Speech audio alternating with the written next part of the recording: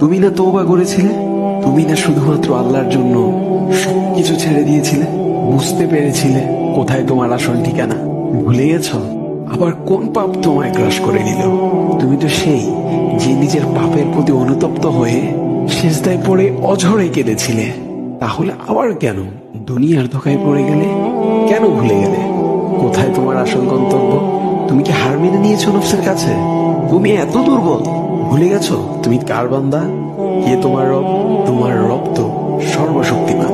সর্বশক্তিমানের বান্দা আবার কখনো দুর্বল হয় নাকি? মৃত্যু পর্যন্ত লড়ে যাও তুমি। শয়তানকে দেখিয়ে দাও তোমার ইমানের পাওয়ার।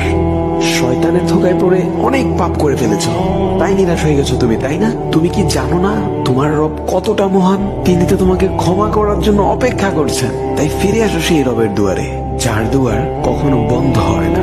ভিডিওটি ভালো লাগলে একটি শেয়ার করে দিবেন, হয়তোবা আপনার একটি শেয়ারও কারো হেদায়েতের ওসিলা বনে যাবে।